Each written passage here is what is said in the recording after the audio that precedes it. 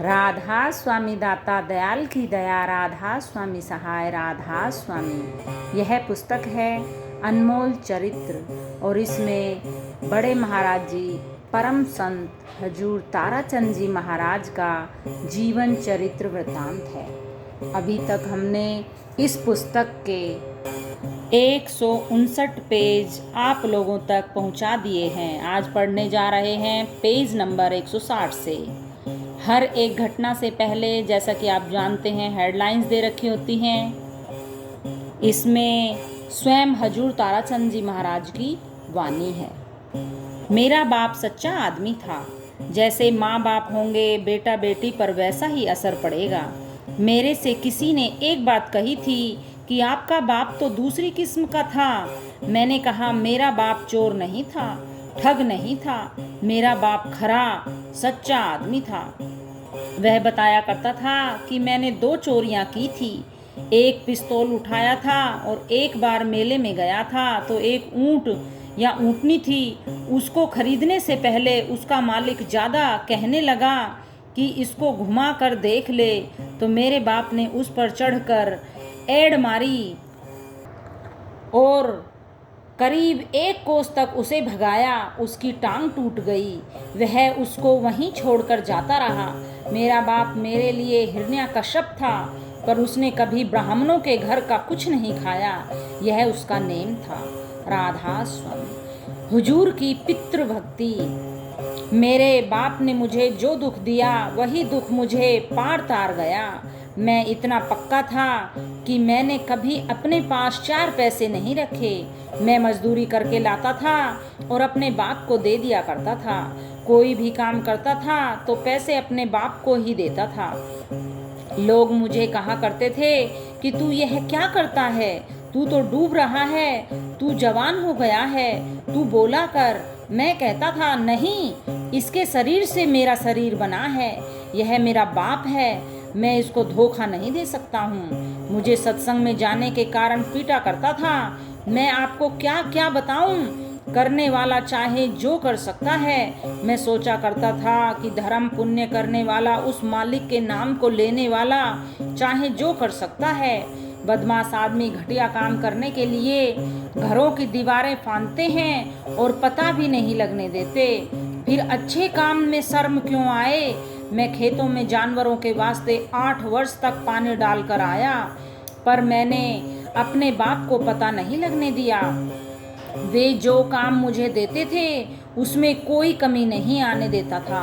वही मेरा कठोर परिश्रम अब तक काम आ रहा है। मैं आपको बताता हूँ, आपके घर में सब कुछ है। आप 2 मुट्ठी अनाज जानवरों को भी डाला करो। मालिक को याद तलाश करना चाहते हो तो उसको गरीबों में ढूंढो, मालिक तुम्हारी मदद करेगा। मैंने अपने आश्रम का एक नेम बना रखा है, उस नेम से ही गुजारा हो रहा है। राधा स्वामी। मैंने अपने हाथ पर अपने बाप का थूक ओटा। मेरा बाप दूसरी ही किस्म का आदमी था, पर मैंने अपने हाथ पर सारी जिंदगी उसका थूक ओटा। मैंने उसकी बड़ी भारी सेवा की। एक आदमी ने मुझसे कहा, तू अपने बाप की इतनी सेवा क्यों करता है? मैंने कहा, इसीलिए ही करता हूँ कि इसके खून से पैदा हुआ हूँ। उसने कहा कि यह तो घटिया था। मैंने उसको कहा, तू मेरी बात सुन। मेरे बाप ने कभी अपने बाप के सामने नज़र भर कर नहीं देखा। मेरे बाप ने मेरे दादा के सामने कभी गर्दन नहीं उठाई। अगर पीछे से आकर उसको उसने लाठी मार दी तो मेरा बाप लाठी उसके हाथ में देकर भागा। यह मेरे बाप का काम था। मैं इसके सामने कैसे बोलूं? सो आप लोगों ने भी देखा होगा, मैंने अपने बाप की बात को सदा ही माना। राधा स्वामी। पिताजी को अपने शुभ कर्म देकर सूर्य महाराज को जल का लोटा ढाल दिया। मेरे पिताजी ने जो कुछ किया वो तो कुदरत का खेल था। वे बीमार पड़ गए। उन्होंने मुझे बुलाकर कहा, इधर आ भाई। मैंने कहा, बोलो बोलो पिताजी। उन्होंने कहा कि अब मैं बहुत दुखी हूँ। मैंने कहा, हाँ मुझे भी पता है, पर कर्म का भोग तो भोगना पड़ता है। उन्होंने कहा, तू तो प्रहलाद है और मैं हिरण्यकश्यप हूँ। मैंने तुझे बहुत बेचैन रखा। मुझे तू माफ़ी दे दे। तब मैं हंसा। मैंने कहा कि मुझे कोई बेचैनी नहीं हुई, क्योंकि मुझे तो सद्गुरु महाराज का सहारा था। पतिव्रता स्त्री को कुणबा बेचैन नहीं कर सकता है। हाँ, वह बेचैन हो सकती है यदि उसका पति उससे नाराज हो जाए तो। घर में 60 आदमी हैं और सारे ही उस पतिव्रता को जूते मारते हैं और उसका जेवर भी छीन लेते हैं, पर उसका पति उसको प्यार करता है तो वह कभी भी कुएं में नहीं पड़ेगी, और न ही वह कभी जहर की गोली खाएगी, और न ही वह आग में जलेगी, क्योंकि उसका पति तो उससे प्यार करता है। सो वह कभी नहीं मरेगी। यदि वे 60 आदमी सोने चांदी का उसको जेवर देते रहें, उनको सोने में चाहे पीली बना दें, वे बड़े श्रृंगार कर प्यार से रखते हैं, पर उसका पति उससे बात नहीं करता है और उसको ठुकराता है, तो वह कभी भी सुखी नहीं रहेगी। पिताजी, आपने मुझे कोई दुख नहीं दिया। मेरा पति मेरे ऊपर खुश था। मेरा पति राधा स्वामी दयाल था। मैं अपने पति के प्यार में खुश रहता हूँ। मुझे तो कोई भी दुख तकलीफ नहीं है। आप बताओ क्या कहना चाहते हो? मेरे बाप ने कहा, मैं तो यह कहता हूँ कि जो चीज़ मैं मांगता हूँ वह तुम्हें देनी पड़ेगी। मैंने कहा, मैं बिल्कुल दूंगा। मेरे पति के घर में कोई भी कमी नहीं है। वह मेरा पति कुल मालिक है। आप बोलो। मेरे बाप ने कहा, बेटा, आज तक तूने जो सुकर्म किए हैं वे सारे संकल्प करके मुझे दे दे। मैंने कहा, दे दूंगा। उसने कहा, क्या मुझे तेरे सारे शुभ कर्म मिल जाएंगे? मैंने कहा, जरूर मिलेंगे। ए सत्संगियों, मैं सच्चाई से कहता हूँ, मैंने अपना बाप मार दिया। किस तरह से? कोई जहर या फांसी दे करके, कोई लठ या गोली से मारता है, पर मैंने तो अपने पिता को अपने शुभ कर्म दे करके मार दिया। बोलो, मैं पापी हूँ या धर्मात्मा हूँ? मैंने ब्राह्मण का जिक्र किया था तो उसने कहा था कि ब्राह्मण को नहीं बुलाना है, तू देने वाला है और मैं लेने वाला हूँ। फिर भी मेरे विचार साधु महात्माओं के पास जाने के कारण से ऐसे ही हैं। मैंने सूरज की तरफ जल का लोटा ढालकर कहा कि हे सूरज महाराज, मैंने आज तक जितने भी शुभ कर्म किए हैं वे सब मैं अपने पिता को देता हूँ कि इसको मोक्ष हो जाए। राधा स्वामी। पिताजी से अंतिम संवाद। हुजूर के संकल्प के थोड़ी देर बाद में उन्होंने देखा कि उनके पिताजी का मुरझाया हुआ चेहरा खिल गया है। वे प्रसन्नचित दिखाई दिए।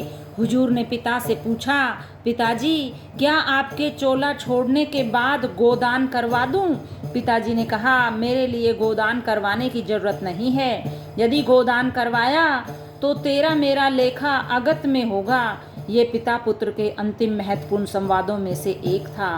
पिता के चेहरे पर अपने पुत्र के प्रति आजीवन दुर्व्यवहार के लिए पश्चाताप के भाव और अपने अंतिम समय में एकमात्र पुत्र के प्रति मोह के भाव स्पष्ट दृष्टिगोचर होते थे।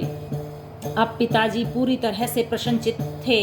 यद्यपि उनकी आजीवन पूजा पाठ, होम यज्ञ, तीर्थ व्रत और सत्संग आदि में कभी भी रुचि नहीं थी, तथापि अपने अंतिम क्षणों में उन्होंने हुजूर से कहा, बेटा, आज तू मुझे रामायण में से भरत मिलाप का प्रसंग सुना दे। अपने पिताजी के ये शब्द सुनकर हुजूर अत्यंत प्रसन्न हुए और उन्होंने उनको रामायण में से भरत मिलाप का वर्णन पढ़कर सुनाया।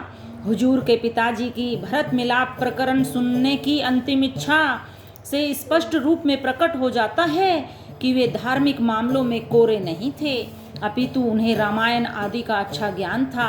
वह पिता कोई साधारण रूह तो नहीं हो सकते थे जिनके द्वारा इस संसार में संत की धार आई, पर पिता पुत्र ने जो अद्भुत नाटक खेला उसे वही समझते थे, दूसरों की क्या औकात। ए सत्संगियों, मेरे इस संकल्प के आधे घंटे बाद में ही मेरे पिता ने चोला छोड़ दिया। मैंने अपने पिताजी की सेवा तन मन धन से की थी। अपने माँ बाप की सेवा किया करो, अपने सास ससुर की सेवा किया करो, यदि रूहानी मंडलों पर पहुंचना चाहते हो तो अपने माता पिता और बुजुर्गों की सेवा करना सीखो, संत महात्माओं के वचनों पर अमल करना सीखो।